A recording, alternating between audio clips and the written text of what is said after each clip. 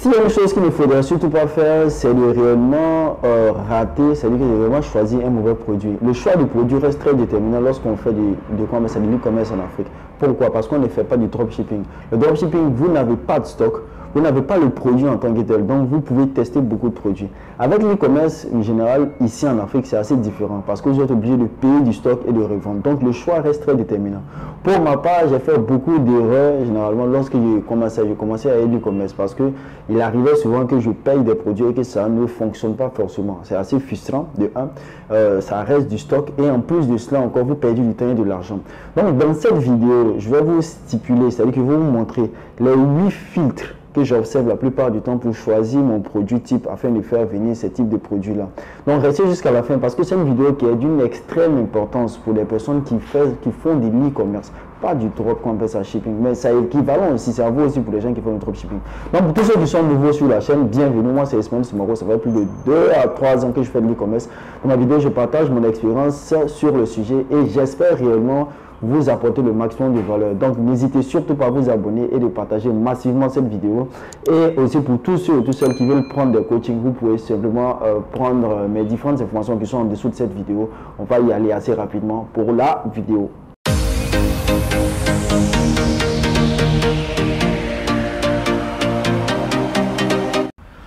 La première des choses d'abord qu'il faut réellement observer lorsqu'on fait un choix de produit, c'est bien la marge. La marge elle est super importante parce que à cause des coûts d'acquisition. Le fait que vous n'avez pas de boutique, vous faites de la publicité de manière générale. Donc vous aurez besoin de payer de la publicité. Mais en payant la publicité, il faut aussi tenir compte de ça parce que le coût d'acquisition avec la concurrence fait que c'est super élevé. Je prends le cas, il y a une dame qui est venue me voir une fois par rapport à ses produits. Je lui ai demandé à combien est-ce qu'elle vendait ses produits. Elle m'a signifié qu'elle vendait ses produits payés à 6 000 francs, je ne sais pas, 6 000 francs. Elle avait, je crois, 2 000, 3 000 de marge. Ces genres de configuration, par exemple, ce n'est pas très bon lorsqu'on fait de l'e-commerce parce que Facebook va prendre quand même une certaine part là-dedans. Donc, veillez à ce que le produit que vous allez utiliser ou bien vous allez payer généralement a une bonne valeur perçue pour pouvoir faire au moins 2 fois, 3 fois ou bien 2 fois et demi à 3 fois son coût. Pour la simple raison que lorsque vous avez fait la publicité, Facebook va retrancher quand même une marge dedans et vous allez garder à l'autre marge. Si vous prenez des produits qui sont à faible valeur perçue, vous ne pouvez pas bien les vendre et par conséquent, vous ne serez pas réellement rentable. Donc c'est l'une des, parce qu'on fait à la limite pour aussi avoir de l'argent. Donc veillez à ce que le produit que vous utilisez ait une certaine marge. C'est d'une extrême importance dans ces cas de figure. La deuxième chose qu'il faut réellement observer, c'est si le produit répond à un besoin. Généralement, on dit le produit répond à un besoin ou c'est un produit de passion. Un besoin, c'est simplement, ça résout un problème. C'est-à-dire, lorsque vous observez un problème, la plupart du temps, vous pouvez envoyer des produits qui répondent à ces problèmes-là. Généralement, je prends un cas simple. Si les gens ont un problème d'insécurité, vous pouvez envoyer par exemple des caméras de surveillance. C'est les choses qui répondent à des besoins. Donc, généralement, c'est les choses qui passent la plupart du temps. La deuxième chose, c'est un truc de passion. Si quelqu'un est passionné, des gens qui sont passionnés par exemple par le karaté ou des gens qui sont passionnés par exemple par certaines niches, vous pouvez envoyer des produits dans ce sens-là. Il y aura toujours une catégorie de personnes qui seront prêtes à acheter ces différents types de produits. La troisième chose que pour ma part j'observe énormément, c'est réellement l'effet qu'on appelle ça de nouveauté. Il ne faut pas que le produit soit en magasin. C'est vrai, si le produit est en magasin, ça enlève un peu ce petit côté que généralement c'est un nouveau produit. Or c'est hyper important pour un débutant généralement de trouver des produits quand même qui ne sont pas en magasin. Le fait que vous ne soyez pas en magasin, vous ne serez pas conditionné à fixer un certain prix. C'est-à-dire, si c'est parce qu'il n'y a pas de référence. Si le produit il est déjà vendu, il y a déjà un référent. Si vous mettez un certain prix, on vous dira forcément que c'est cher ou bien c'est truc. Mais quand vous êtes peut-être l'une des personnes qui n'est pas en magasin, que vous envoyez nouvellement, vous avez plus de chances de mettre des prix confortables et aussi de vendre assez rapidement. Le quatrième point sur lequel je suis énormément, c'est les produits qui n'ont pas besoin d'éducation. Quand je dis produits qui n'ont pas besoin d'éducation, vous devez avoir des produits où vous ne serez pas obligé de faire beaucoup de marketing pour éduquer les gens. Je prends un cas qui est très simple. Si vous vendez une caméra de surveillance, par exemple, on sait exactement que c'est pour surveiller la plupart du temps. Mais si vous, par exemple, vous vendez des produits à, je ne sais pas, peut-être à énergie solaire, vous devez éduquer les gens du bien fondé, par exemple, de l'énergie solaire. Ça vous fait dépenser plus d'argent, généralement, dans le marketing de manière générale. Donc, prenez des produits, pour les débutants, prenez des produits sur lesquels vous n'avez pas besoin d'éduquer les gens. Des produits qui vont droit au but, des produits qui, la plupart du temps, disent réellement ce que, généralement, quand on appelle ça, les gens comprennent automatiquement le besoin, c'est-à-dire que le type de produit que vous vendez. Ça évite réellement de pouvoir dépenser beaucoup dans le marketing. Donc, le quatrième point, veillez à ce que le produit n'a pas besoin que vous éduquez les gens d'abord avant l'achat. Le cinquième point sur lequel vous devez aussi regarder quand vous êtes débutant, c'est bien le poids. Étant donné que lorsque vous choisissez un produit, vous allez forcément envoyer le produit soit par avion ou par bateau. Le mieux, c'est de l'envoyer par avion, un produit qui est léger généralement. Comme ça, vous aurez assez de marge parce que les coûts de transport souvent sont super élevés.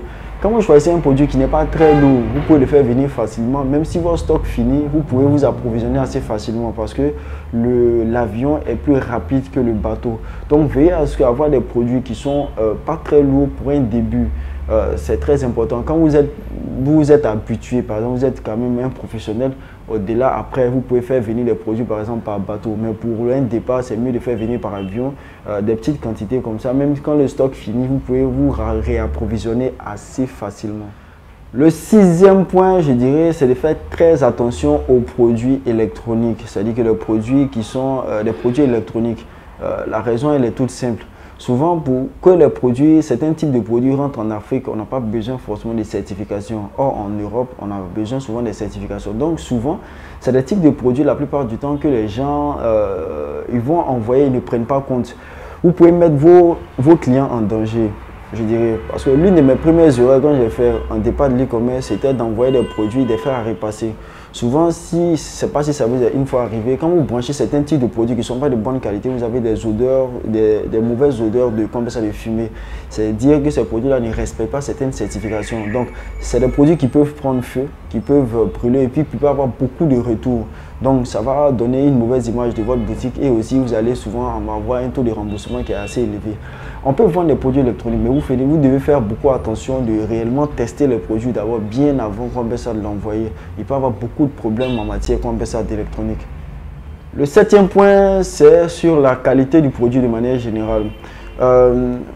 Aujourd'hui, le marché, c'est-à-dire que la vente de manière générale, c'est de la récurrence. C'est-à-dire que vous vendez, mais vous devez toujours vendre encore, c'est-à-dire que d'autres produits aux mêmes clients pour avoir c'est-à-dire un business qui est assez, serein.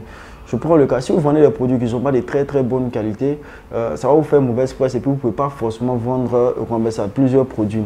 Donc ce que vous devez faire, c'est de réellement tester le produit, prendre le temps d'envoyer le produit et voir, utiliser vous-même le produit pendant un certain temps pour voir réellement la solidité, peut-être la qualité de votre produit. On arrive à un stade où c'est ceux qui font les choses bien, c'est-à-dire qui vendent des produits de qualité, qui répondent réellement à des besoins des clients, qui vont rester sur le marché en matière d'e-commerce.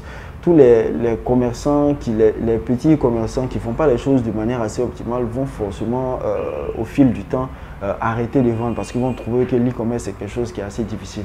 Or, c'est un langage qui est assez simple.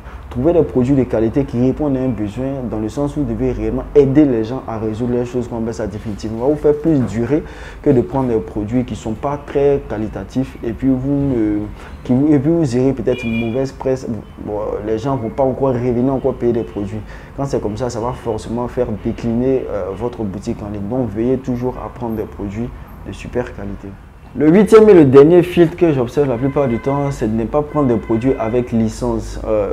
Généralement, tous les produits que vous voyez avec licence, que ce soit les PlayStation, les produits avec licence, des produits de marque. J'aime pas le prendre par exemple sur Alibaba parce qu'ils ont un propre circuit de distribution. Vous pouvez voir ces produits-là, peut-être qu'ils sont bien, mais généralement, souvent, ce ne sont pas de très bonne qualité. Maintenant, de deux, Facebook souvent bannit les personnes qui vendent des produits de marque. Donc, ça va vous créer beaucoup plus de problèmes. Donc, ce que vous devez faire, vous devez éviter de vendre des produits. Vous devez éviter de vendre des produits de marque. la plupart du temps, ça va vous empêcher généralement de perdre de l'argent et aussi de vendre comme ça, de la contrefaçon. Donc, moi, ce sont les 8 points sur lesquels j'observe la plupart du temps lorsque je veux vendre des produits sur Internet. S'il y a une chose sur laquelle aujourd'hui on doit réellement se positionner, c'est bien l'offre et le marketing. Vous avez un bon produit, certes, vous avez un produit qui est qualitatif aussi, certes. Vous devez aussi travailler votre angle, votre marketing aussi, parce que c'est ce qui va vous permettre réellement de pouvoir vendre de manière assez optimale et puis de manière récurrente vos produits. Donc c'est quelque chose qui est d'une extrême importance. J'espère que je vous ai éclairé sur ces différents sujets. Ça m'a fait super plaisir, je le dis encore, de partager encore ça avec vous. Comme je l'ai dit, n'oubliez pas de vous abonner et de partager massivement cette vidéo. Et si réellement vous voulez prendre des coachings, développer votre activité e-commerce, vous avez les liens en dessous de cette vidéo. Donc on se dit à très bientôt encore pour une autre vidéo.